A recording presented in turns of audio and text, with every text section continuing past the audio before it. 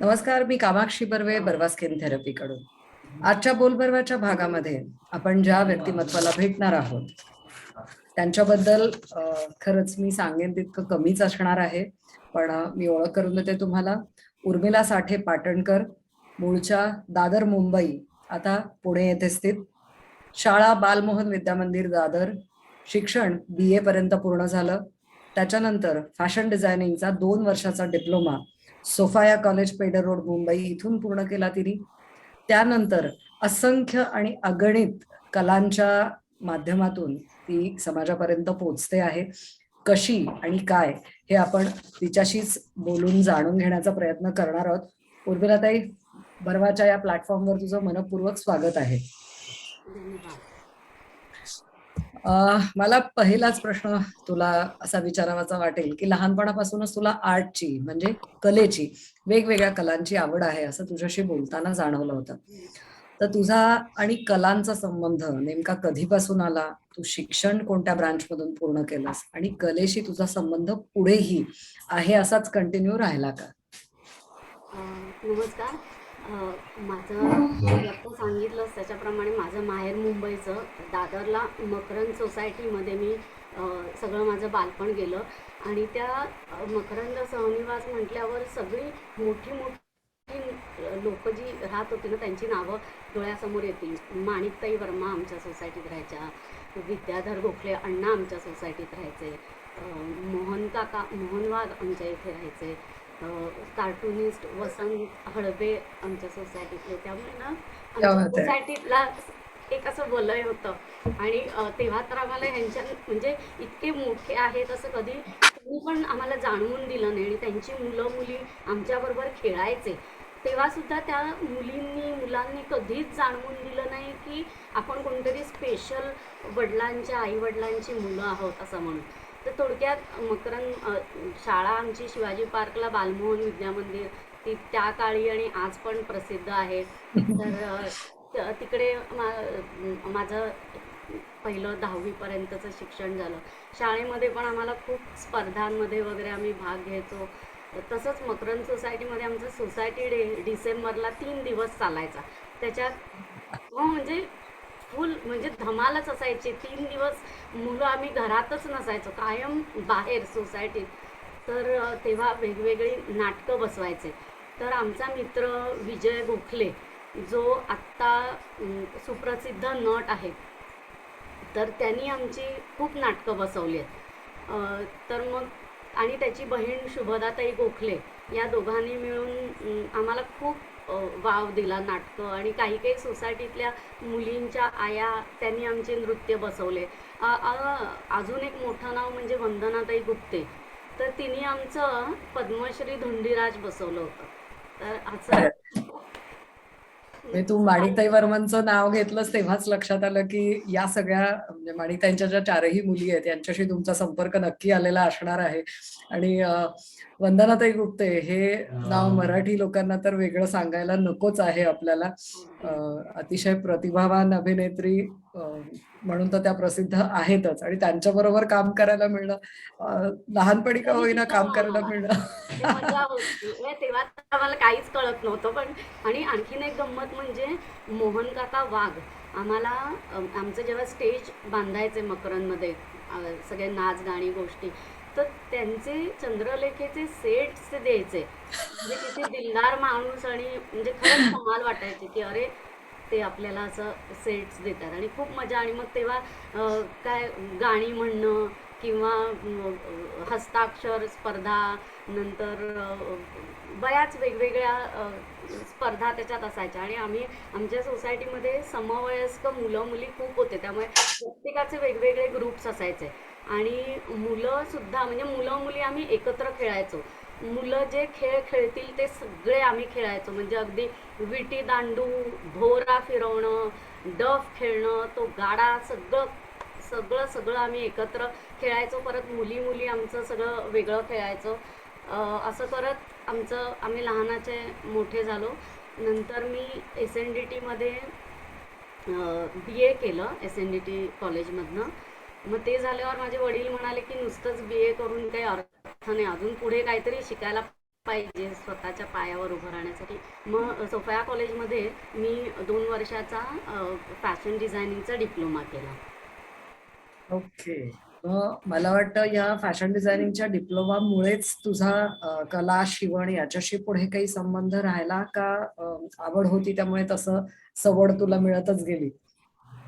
अ, काय झालं, माझी आई 40 वर्षापूर्वी तिचं ब्युटी पार्लर होतं.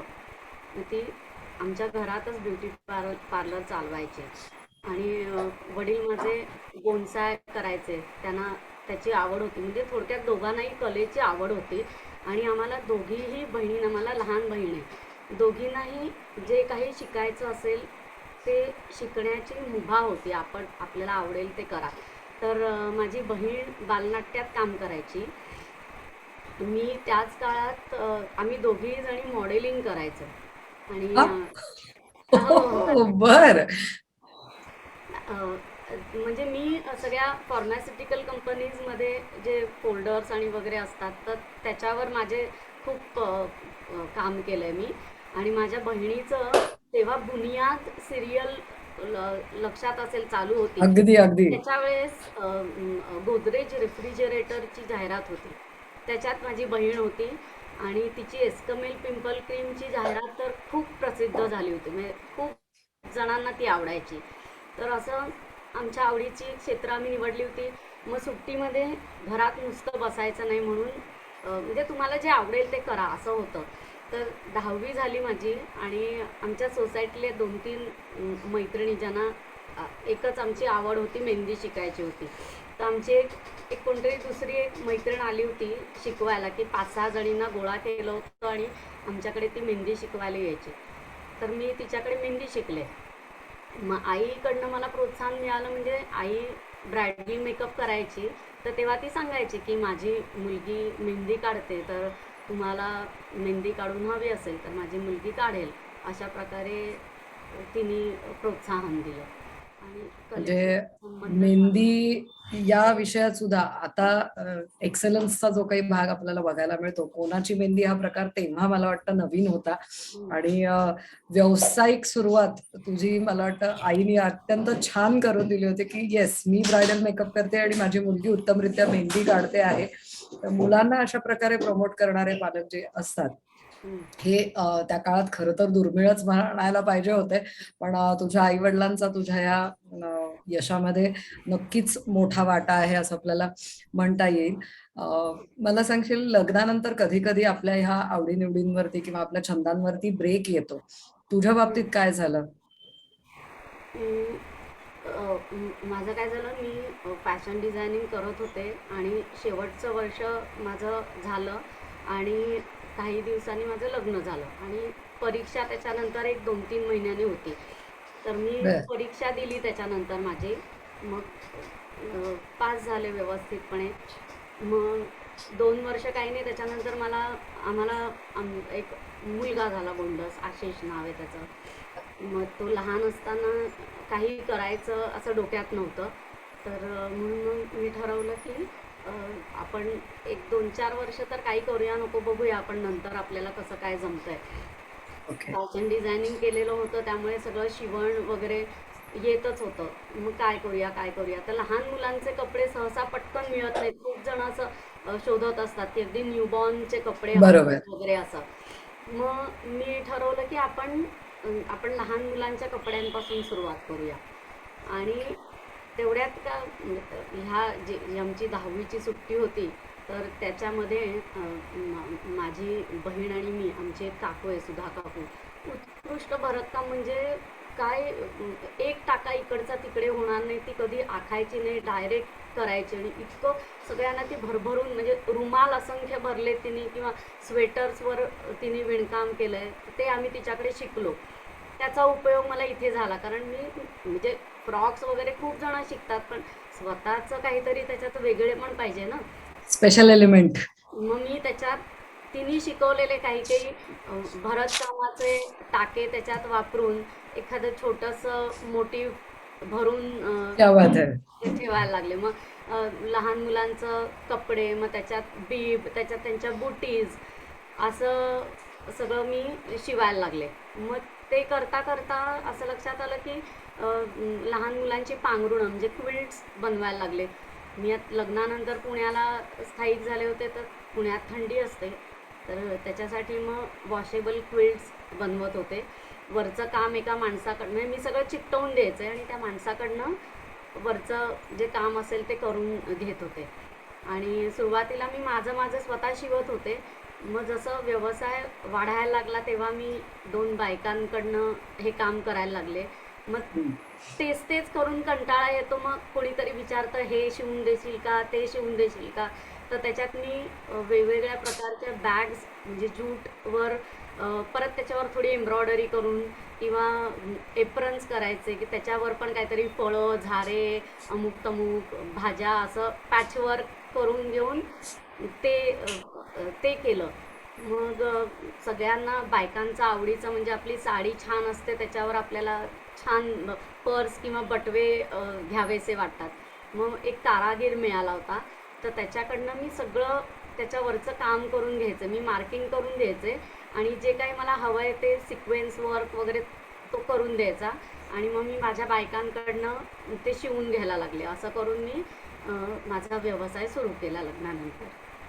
म्हणजे कलेच्या बाबतीत खरंच असं म्हणलं जातं की कला ही एकातून दुसरं काही ना काहीतरी तुमच्या समोर आणत जाते. एके ठिकाणी ती तुम्हाला बांधून नाही ठेवत. मला वाटतं तुझ्या बाबतीत असंच घडलेलं दिसतं आहे. अंगडी, टोपडी, दुपटी याच्यातून सुरुवात करून तू पुढे पर्सेस पर्यंत म्हणजे साड्यांच्या मॅचिंग पर्सेस पर्यंत येऊन पोचलेली आहेसच. म्हणजे मुसाफिरी तुझी जी काही आहे ही शिवणाच्या क्षेत्रामध्ये तर कम्प्लीट घोडदौड सारखं दिसतंय. म्हणजे अंगडी, टोपडी, तिथून भरतकाम, भरतकामातून पुढे काय तर साड्या भरा, साड्यांवरती मॅचिंग पर्सेस करा.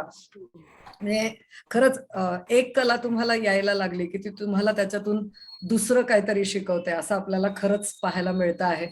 मला सांगशील की शिवण तर शिकून झालं, त्याच्यातून ह्या बाकीच्या सगळ्या कलांपर्यंत तू पोचलीस. यापेक्षा वेगळं असं काहीतरी आपल्याला शिकता येईल का? असा काही टर्निंग पॉइंट आयुष्यामध्ये येतो का किंवा आलाय का तुझ्या? हो, हो. अगदी नक्कीच येतो.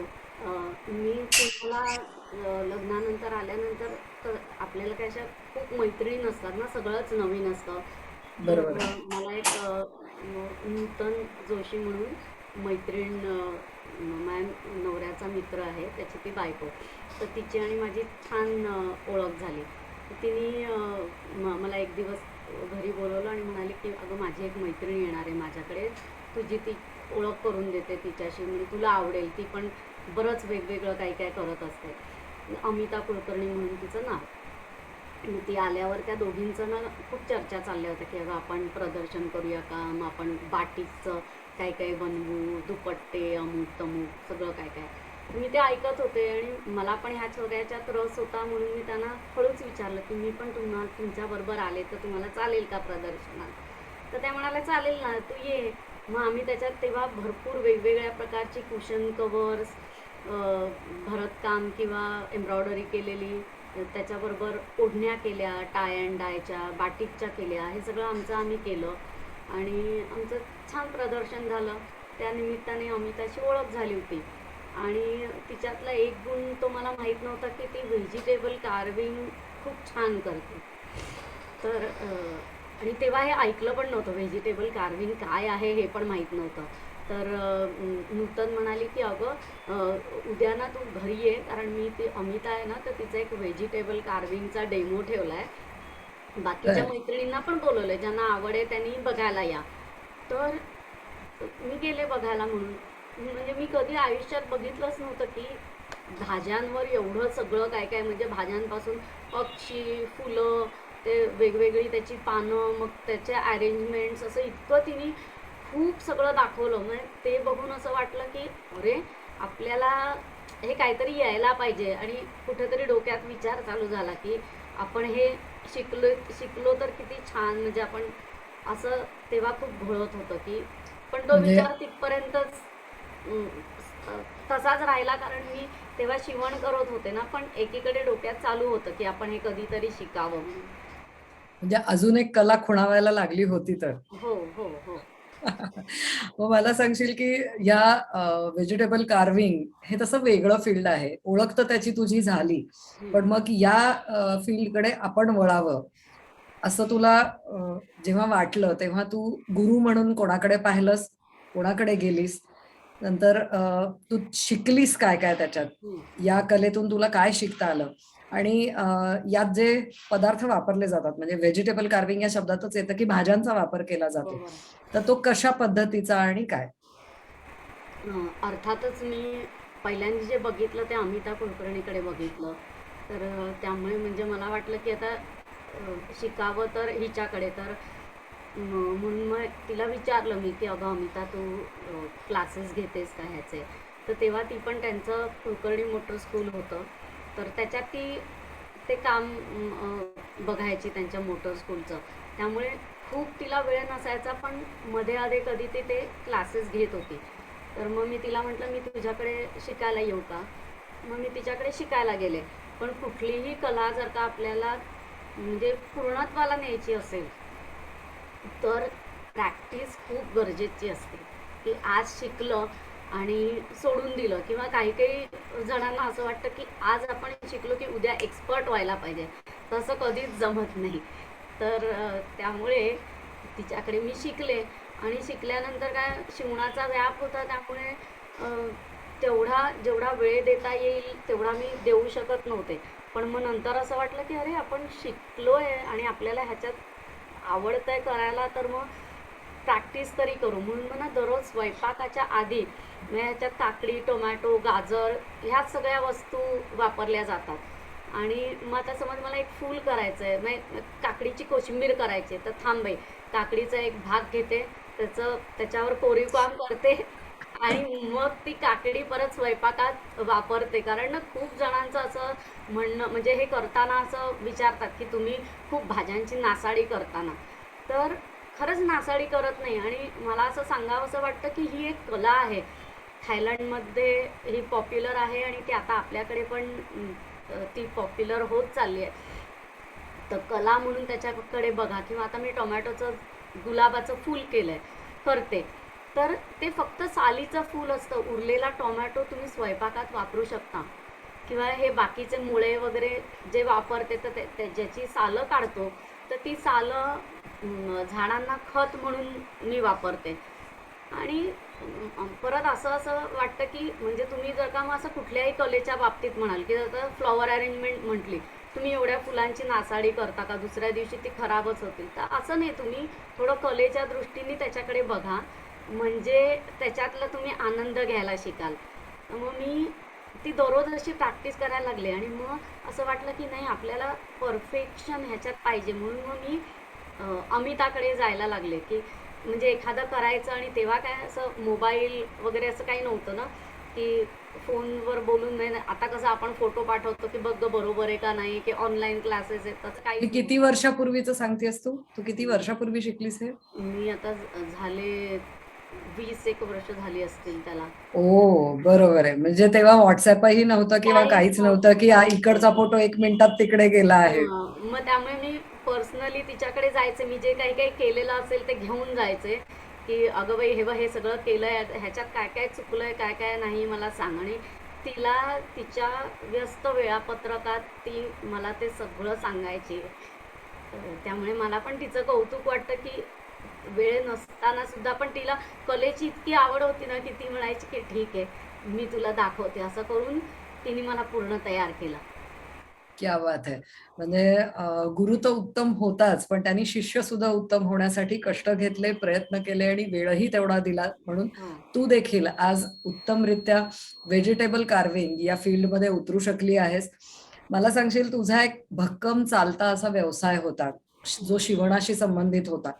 अचानकपणे हे नवीन जेव्हा तू शिकायला सुरुवात केलीस, आवडायला जेव्हा लागलं, हम्म. तेव्हा एक व्यवसाय बंद करून किंवा एकामधून दुसऱ्यामध्ये मर्ज होताना हम्म. हे कशा पद्धतीने तू करू शिकलीस, स्वतः शिकलीस, इतरांनाही शिकवलंस आणि मग त्याला व्यवसायामध्ये रूपांतरित कसं केलंस? हम्म. अ, आपला स्वतःचा जो चालू व्यवसाय बंद करणं खरंच कोणाला आवडणार नाही. किंवा आपल्याकडे जे लोक येत आहेत, किंवा समज आज मी बटवे करते, मग ते आवडतात म्हणून 4 लोकांना सांगतात. मग ते आणखीन येतात किंवा लहान मुलांचे कपडे घेण्यासाठी म्हणून येत होता. तर एकदम बंद करणारे असं म्हटलं की त्यांना पण हे वाटतं ना, की अरे बरोबर आता आहे. मग दुसरं नाव सांग कुणाकडनं आम्ही घेऊ, तू बंद करणार आहेस. तर मग मी त्यांना ना हळूहळू असं सांगायला लागले की मला जरा आता काम करायला बायकांची अडचण निर्माण झाली आहे किंवा त्यामुळे किंवा आता तेच तेच करून आता मला कंटाळा आलाय, दुसरं काही करावंसं वाटतंय, त्यामुळे मी आता हे बंद करणार आहे.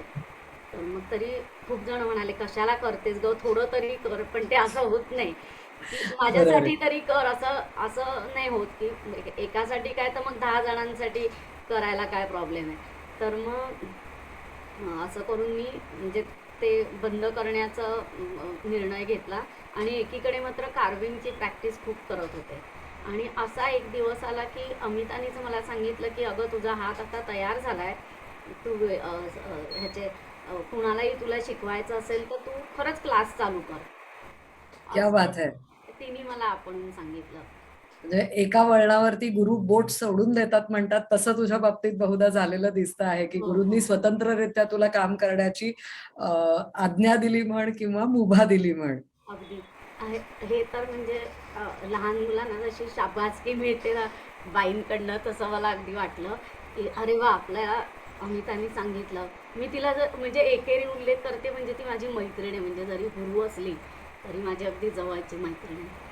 तर मग ती म्हणाली तू क्लास घे. तर म्हटलं ठीक आहे. मग पहिला क्लास घेतला तेव्हा जरा अशी भीती वाटत होती की बापरे, आपण बरोबर शिकवू ना, कारण अ, अनुभव नव्हता. पण अमिता जे शिकवत होती ते बघत होते, त्यामुळे म्हणजे माहीत होतं की कसं शिकवतात. पण प्रत्यक्ष आपली वेळ येते आणि आपण कसं प्रेझेंट करतो ह्याला खूप महत्त्व असतं. पण शिकवलं, बायकांना आवडलं आणि एकातनं दोन, दोनाच्या चार असं करत माझ्या पण स्टुडंट्स वाढत गेल्या. मग त्याच्यात मला लक्षात आलं की आता अ, जेव्हा आपण एखादं क्लास म्हणजे कोर्स डिझाईन करतो, तर तेव्हा अमुक एक गोष्टीच म्हणजे बेसिकला हे शिकवणार, ॲडव्हान्स कोर्सला असं शिकवणार, असं खूप खूप असतं. तर मग तेच तेच तेच तेच शिकवलं जायला लागलं. म्हणजे मला त्याचा काही वर्षांनी कंटाळा आला की अरे काय आपण तेच तेच शिकवतोय, आता दुसरं अजून काहीतरी आपण शिकायला पाहिजे. तर मग तेवढ्यात मला असं मग ही कला लोकांपर्यंत जास्ती पोचायला लागली. मग लग्नाच्या सीझनमध्ये काही केटरर्सनी विचारलं की आम्ही बुफेसाठी तुम्ही काहीतरी आम्हाला तयार करून द्याल का. तर मग मी म्हटलं हो, म्हणून मग मी त्यांना अरेंजमेंट करून दिल्या. किंवा काही जण मला विचारायचे की गुरुपौर्णिमा आहे तर छोटासा बुके करून देणार का, भाज्या किंवा फळं वापरून, म्हणजे ते रियूज करता येईल ना. क्या बात है. फुलं कसं आपण दुसऱ्या दिवशी टाकून देतो, तर त्याच्याऐवजी मग हे आपण खाऊ शकू. तर असं करत करत ना मला त्याच्यातनंच समजायला लागलं की आपण अजून वेगळं काय करू शकतो. पण मी क्लास बंद केला नव्हता. एकीकडे क्लास चालूच ठेवला आणि एकीकडे ह्या ऑर्डर्स चालू केल्या. कारण ह्या ऑर्डर्स म्हणजे जेव्हा लग्नाचा सीझन असतो तेव्हा तुम्हाला ह्याची जास्ती मागणी असते. तर त्यामुळे मी ते चालू ठेवलं. मग बहुतेक असं जरा कळत गेलं लोकांना की अरे ही उर्मिला पाटणकर बरं काहीतरी करते. मग मला टी व्हीवर टी व्हीवर बोलावलं. तर बर. बऱ्याच चॅनेल्समध्ये माझे व्हेजिटेबल कार्विंगचेच कार्यक्रम झाले. आणि पहिला आठवणीतला कार्यक्रम म्हणजे प्रशांत दामले यांच्याबरोबर आम्ही सारे खवय्येमध्ये क्या व्हेजिटेबल बात है. व्हेजिटेबल फ्रूट कार्विंग करून दाखवलं. या व्हेजिटेबल कार्विंगचा जो काही प्रशांत दामले सरांच्या बरोबरचा उर्मिलाताईचा एपिसोड आहे, याची लिंक आपल्या कार्यक्रमाच्या शेवटी येणार आहेच. ज्यांना डिरेक्टली तो एपिसोड पाहायचा असेल तो देखील त्यांना पाहता येणार आहे. मग ते झाल्यावर ना अजून एक वेगळा अनुभव म्हणजे मला सह्याद्री चॅनेलवर हॅलो सखी कार्यक्रमात बोलवलं. आणि तो लाईव्ह कार्यक्रम असतो. तर त्यामुळे पहिला माझा तो अनुभव की एक लाईव्ह कार्यक्रम आपण करतोय. आणि क्या बात है. मालविका मराठे यांनी, आता त्या नाहीत, त्यांचं निधन झालं. त्यांनी खूप छान मुलाखत घेतली माझी आणि तो कार्यक्रम खूप छान झाला. असं एक एक संधी मिळत गेली मला. आणि म्हणजे मला आठवणीतली सगळ्यात एक गोष्ट सांगते. हे आपण असं शिकत असतो तर एकमेकांना सांगतो ना, की उर्मिला शिकवते असं तसं. आपल्या घरी कोणी पाहुणे येतात तर तेव्हा तुम्ही काय करता वगैरे असं, तर मी हे करते. तर आमच्याकडे एअर मार्शल भोसले साहेब आले होते तर बरं. गणपतीच्या वेळेला. तर त्यांना मोदक खाऊ घातले तर त्यांना ते खूप आवडले. अरे वा, तू केलेस का, छान वगैरे असं कौतुक केलं. मग आणि काय करतेस. तर त्याच वेळेला ना मी आमच्या घरच्या गणपतीला व्हेजिटेबल फ्रूट कार्विंगचं डेकोरेशन केलं होतं, गाजर आणि मुळा वापरून. तर ते म्हणाले, अरे काय हे वेगळं वाटतंय. म्हटलं, हो, हे भाज्यांचं कार्विंग केलं आहे. कुणी केलं आहे, काय चौकशी केली. म्हटलं, मीच केलं आहे. तर ते म्हणाले, हो का, मला शिकवशील का. तर मी म्हटलं की असंच विचारतात तसं विचारलं असेल की माझीच गुगली मला टाकली का की मला शिकवशील का. म्हटलं, हो शिकवीन ना, काय मला आवडेल. तुम्हालाच वेळ असायला पाहिजे असं मी विचारलं. हे बोलणं झालं आणि खूप वर्ष निघून गेली. मग एक वर्ष आम्ही काहीतरी कार्यक्रमानिमित्त दिल्लीला गेलो होतो, मी आणि माझा नवरा. आणि त्यांच्याच घरी आम्ही उतरलो होतो. तर तेव्हा ते मला म्हणाले की तू मला सांगितलं होतंस की तू मला शिकवणार आहेस. म्हणजे त्यांना खरंच शिकायचं होतं, उगाच नव्हतं विचारलं त्यांनी. तर म्हटलं, हो साहेब, खरंच मी शिकवीन. तर मला म्हणाले की हा माझ्याकडे जो त्यांच्याकडे कामाला माणूस होता त्याला बरोबर घेऊन जा आणि तुला जे काय भाज्या फळं आणायची असतील ती सगळी आण आणि उद्या तुझं मला शिकवायचं आहे. आणि म्हटलं ठीक आहे. मग आम्ही मस्त दिल्लीला छान भाजी मार्केटमध्ये मी गेले, त्यांच्याबरोबर सामान घेतलं. आणि ते पण खूप हौशी आहेत. त्यांनी अजून 2-4 जणांना सांगितलं होतं की मी उर्मिलाचा डेमो ठेवला आहे आणि मी तिच्याकडनं शिकणार आहे. तर आणि मग ते माझ्याकडे शिकले आणि ते पण इतकं सुंदर करत होते ना, म्हणजे मला खरंच कौतुक, म्हणजे कमाल वाटली की तर ते माझ्याकडे, म्हणजे एवढ्या उच्च पदावरची व्यक्ती आपल्याकडनं काहीतरी शिकली ह्याचंच मला खूप समाधान आहे. क्या बात है. म्हणजे आपण असं म्हणतो की स्त्रिया विशिष्ट कलेमध्ये जास्त पुढं असतात किंवा काय, तर असं अजिबातच नाही आहे. नाही. आपण भोसले साहेबांचा किस्सा ऐकल्यानंतर मला वाटतं, असं वाटतं की आणि ज्याला कलेची आवड आहे, ज्याच्या बोटामध्ये कला आहे, हो. असा कोणीही माणूस हे व्हेजिटेबल कार्विंग शिकू शकतोय. आणि अजून एक गंमत सांगते. त्यांचा 60वा वाढदिवस त्यांनी तेव्हा ते NDAमध्ये त्यांचं पोस्टिंग होतं. तर तिथे आम्हाला काही जणांना बोलवलं होतं. एक छोटीशी पार्टी होती. तर आता ह्या व्यक्तीला आपण काय देणार प्रेझेंट. सगळं असतं त्यांच्याकडे, तर पण काहीतरी हटके द्यायला पाहिजे. तर मग मी म्हटलं की अरे आपण त्यांना ना केक करून देऊ. पण तो मी केक कसा केला, कलिंगड मुख्य वापरलं आणि त्याच्याबरोबर बाकी द्राक्ष, किवी, चेरी असं सगळं वापरून तो डेकोरेट केला आणि तो त्यांना दिला. त्यांना इतका आवडला आणि त्यांनी त्या जो विकतचा केक आणला होता त्याच्याबरोबर हा पण कापला आणि खूप त्यांनी मनापासून माझं कौतुक केलं.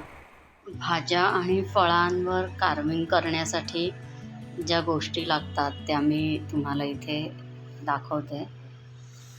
हे इथे फूड कलर्स आहेत.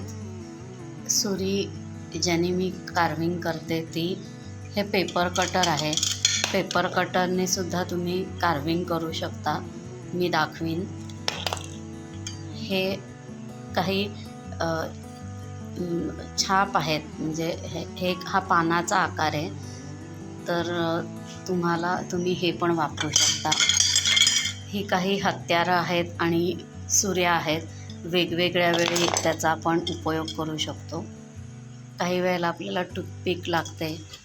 काही वेळेला आपण लवंग वापरतो पक्ष्यांचे डोळे करण्यासाठी म्हणून. नंतर एखादी कलाकृती केल्यावर ते ठेवण्यासाठी म्हणून, ज्याच्यात खोचण्यासाठी म्हणून आपण बटाटा वापरू शकतो. हे ओॲसिस आहे जे फ्लोरिस्टकडे मिळतं. तर ते ओलं करून ते वापरू शकतो आणि अगदीच ते नसेल तर मग बटाटा वापरू शकतो. आणि हे इथे चॉपिंग बोर्ड आहे, ह्याच्यावर भाज्या ठेवून आपण त्या कापून ह्याचा वापर करायचा. मी आता हे काकडीचं फूल करते, तर त्याच्याकरता एका काकडीमधनं 2 फुलं होतात, एक हे आणि एक हे असं होईल. आणि उरलेली जी काकडी असते ती आपल्याला खाण्याकरता वापरता येते. जर का तुम्ही नवशिके असाल तर ह्याच्यावर तुम्ही पेनाने आखू शकता कसं करायचं आहे म्हणून. मी आता त्याच्यावर न आखताच करून घेते. जेवढ्या जवळ करू तेवढं जास्ती पाकळ्या येतील आणि ते फूल जास्ती चांगलं दिसेल. आणि त्याच्यामधलं हे सगळं आहे ते आपोआप निघून जाईल. आणि जिथून सुरुवात केली आहे तिथेच बरोबर आपला शेवट होईल, शेवटची पाकळी. अशा या पाकळ्या झाल्या. आता ह्याच्या मधला आपल्याला गर काढायचा आहे, अगदी काळजीपूर्वक करायचं. जो गर दिसतोय तोपर्यंत ते आपण सुरीने आत तो गर काढायचा आहे. आता एवढं सगळं झाल्यानंतर मी आता आडवी सुरी घातली आतमध्ये आणि हा अख्खा गर आहे तो काढून घेतला. त्यातून थोडासा काही राहिला असेल तर तो साफ करायचा, पूर्ण स्वच्छ दिसलं पाहिजे. आता ही तुमची पहिली साफसफाई झाल्यानंतर तुमचं स्किल चालू होतं, ते म्हणजे हे आता आपल्याला असं धरायचं आहे आणि ह्याची पाकळी फक्त आपल्याला बाजूला करायची आहे. म्हणजे ती फुलाची पाकळी होईल. तर खूप जास्ती गर पण नाही आणि अगदी पातळ नाही असं आपल्याला करायचं आहे. ही एक पाकळी झाली. आता शेजारची पाकळी करताना पहिली जी कापलेली आहे ती तशीच्या तशी राहायला पाहिजे, ती तुटता कामा नये याची खबरदारी घ्यायची. असं करत सगळ्या पाकळ्या मी काढीन आणि थंड पाण्यामध्ये 15 मिनिटं ठेवल्यानंतर ते आपोआप फुलेल.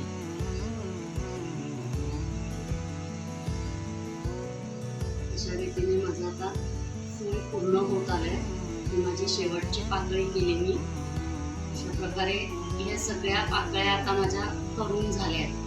आता इथे खालती फक्त एक थोडंसं मी कापते आणि इथे मी बर्फाचं गार पाणी ठेवलंय, त्याच्यात हे पूर्ण बुडेल असं ठेवायचं आणि एक 20 मिनिटांनी हे पूर्ण फुलेल. पातीपासनं एक फूल आणि कांद्याचं स्पायरल तुम्हाला दाखवणार आहे. तर त्या करताना असा निमुळता छोटा कांदा घ्यायचा. प्रत्येक काही कलाकृती करताना आपल्याला आकाराला महत्त्व असतं. तर आता मी हा ह्याच्यातनं काढून घेतलाय कांदा. हे एवढं साधारण आपल्याला लागतं. आणि मी म्हटलं तसं की पेपर कटरनी सुद्धा तुम्ही ह्या कलाकृती करू शकता. तुमच्याकडे फॅन्सी सुऱ्या पाहिजेत असं काही नाही, त्यामुळे मी हे एक पेपर कटरनी तुम्हाला करून दाखवते.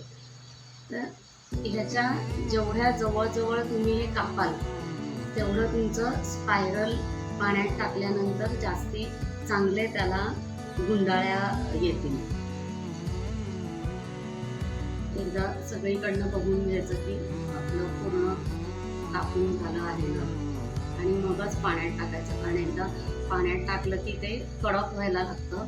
त्यामुळे मग त्याच्यानंतर परत त्याच्यातनं बाहेर काढून नाही करायचं. त्यामुळे आधी सगळं कटिंग पूर्ण करायचं आणि मगच पाण्यात टाकायचं. का हे एवढं झालेलं आहे. आता मी ते बर्फाच्या पाण्यामध्ये ठेवून देते. हे झाल्यानंतर अजून एक मी ह्याचं त्याच पद्धतीने एक फूल दाखवते. ह्याला पण आरपार आपण छेद द्यायचा आहे. हे झाल्यानंतर ह्याला पण जेवढं सरळ तुम्ही कापाल तेवढं ते फूल चांगलं दिसेल. आणि जर का तिरकं टाकलं तर मग ते त्याच्या पाकळ्या खराब होतील, एकमेकांच्यात जातील तुटून. त्यामुळे सरळ सरळ त्याला छेद द्यायचा आणि खालतून थोडंसंच मी जागा सोडली आहे आणि त्याची मुळं आहेत ती फक्त ही जी वरची मुळं आहेत तेवढीच काढली आहेत, बाकी हे सगळं तसंच ठेवलं आहे. पूर्ण जर का कापलं तर मग कांदा उमलून येईल, म्हणून ते नाही ठेवायचं. आता हे बघा, हे एवढं झाल्यावरच आपल्याला ते फूल उमललेलं दिसतंय. तर हे मी आता बर्फाच्या पाण्यामध्ये ठेवते आणि मग नंतर ह्याला आपण रंग देऊ. हे जे बर्फामध्ये ठेवलं होतं त्याला हे असं छान त्याच्या गुंडाळ्या तयार झाल्या आणि हे काकडीचं फूल ते पण आता उमललंय. तर आता ह्याच्यामध्ये मी फक्त एक गाजराची चकती आतमध्ये घालते. तर त्याच्यासाठी हे ॲपल कोरल आहे, तर ते मी वापरलं आहे.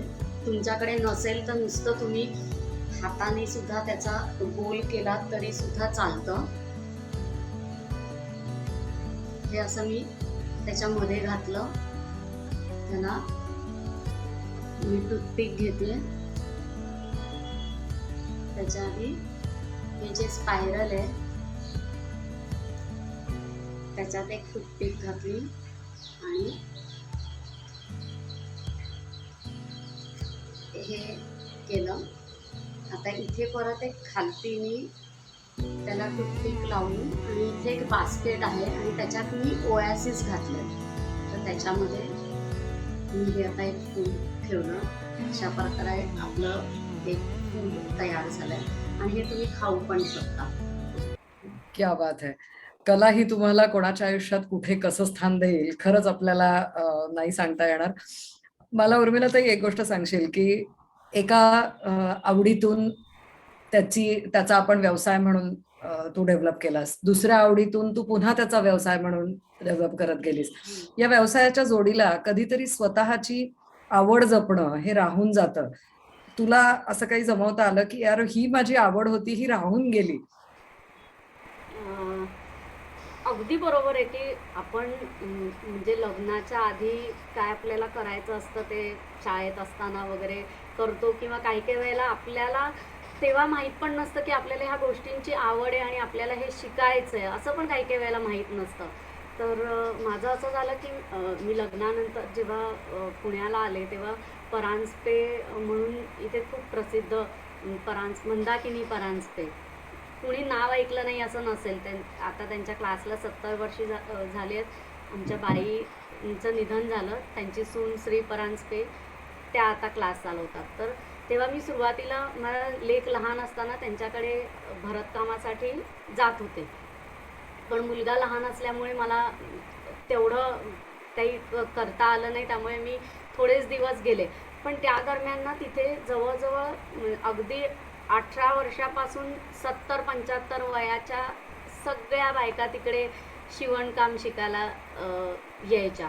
आणि ज्या वयाने मोठ्या बायका होत्या तर त्यांच्या हातातली चित्र बघून ना हे काहीतरी वेगळं आहे हे असं लगेच लक्षात यायचं. तर ते ना लॉंग अँड शॉर्ट टाक्यांनी मोठी मोठी चित्र भरायच्या. तेव्हा मला असं खूप वाटलं की हे मला शिकायला पाहिजे, पण तेव्हा पण लक्षात आलं की हे शिकायचं असेल तर त्याला खूप वेळ द्यायला पाहिजे.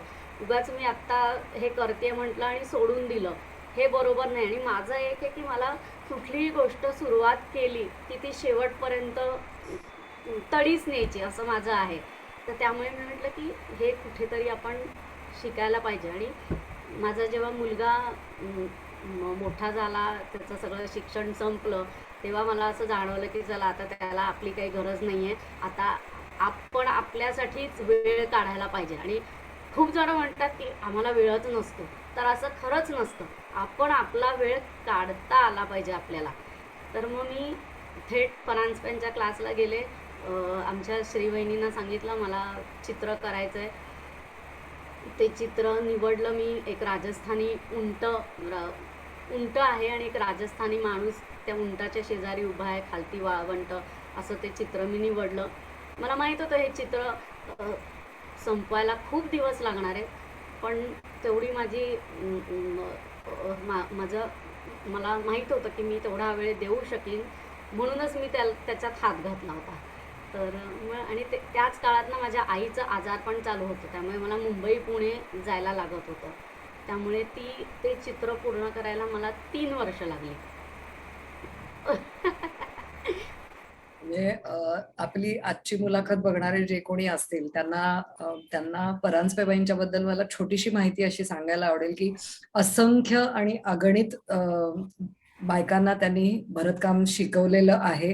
आणि या भरतकामाच्या संदर्भातल्या ना स्पर्धा असतात मोठ्या मोठ्या, म्हणजे अँकर किंवा हे जे धागे बनवणाऱ्या कंपन्या आहेत या स्पर्धा अरेंज करतात आणि चक्क एकेका चित्राला 50,000 रुपयांपर्यंतचं बक्षीस असतं पहिलं. बरोबर. अ, या क्लासमधल्या काही बायका मला माहीत आहेत की ज्यांनी अशा स्पर्धेला आपली चित्र पाठवलेली आहेत आणि पहिलं बक्षीस मिळवलेलं आहे. एक मात्र असतं की जेव्हा तुम्ही हे बक्षीस मिळवता तेव्हा ओरिजिनल चित्र मात्र तुम्हाला त्या कंपनीला द्यावं लागतं, ते मात्र तुमच्याकडे काही राहत नाही. एक वाईट धागा म्हणाल तर तो तेवढाच आहे की तुमच्याकडे फक्त त्याची आयदर कलर झेरॉक्स किंवा चित्राचा फोटो राहतो. ओरिजिनल चित्र मात्र तुम्हाला त्या कंपनीकडे सबमिट करावं लागतं. तू हे म्हणालीस ते अगदी बरोबर आहे, कारण आमच्या क्लासमध्ये इतक्या जणींना पहिली, दुसरी, तिसरी बक्षिसं मिळतात ना की, आणि त्यात बाईंचं खूपच श्रेय आहे की एवढ्या सगळ्या जणांकडनं इतकं सफाईदार करून घ्यायचं. आणि मला तर स्पर्धेत अजिबातच भाग घ्यायचा नव्हता, कारण पहिलं वेळेला आपलं चित्र आहे आणि ते स्पर्धेत पाठवायचं आणि त्याला जर चुकून बक्षीस मिळालं तर ते जाणार. म्हटलं नाहीच. त्यामुळे मी त्या चित्रावर माझं नाव घालून टाकलं की मोह पण व्हायला नको. म्हणजे कुणी सांगितलं की चल हा विषय आहे आणि तू स्पर्धेला पाठव म्हणून, तर नाही, मी माझ्या त्या चित्रावर नाव घालून टाकलं आणि छान मस्त ती मी फ्रेम केली त्याची. हे राहिलेलं स्वप्न पूर्ण केलं. मग त्याच वेळेला ना मी वॉटर कलर पेंटिंग शिकायचं मनात आलं होतं. तर ते एक इथे कुलकर्णी सर आहेत, त्यांच्याकडे मी जायला सुरुवात केली होती आणि त्याच वेळेला भरतकाम सुरू केलं. मग माझ्या लक्षात आलं की 2 दिवस पेंटिंगचा क्लास, 1 दिवस भरतकाम, धड आपलं काहीच होत नाही आहे, एकाच दगडावर पाय ठेवावा. म्हणून मग मी भरतकामाकडे वळले. त्याला ते 3 वर्ष चित्राला लागली आणि मग म्हटलं, ती पण सुप्त इच्छा होती की आपल्याला वॉटर कलर पेंटिंग शिकायचं. आणि ते आत्ता कोरोनाच्या साथीमुळे सगळं आता ऑनलाईन सुरू झालं आहे.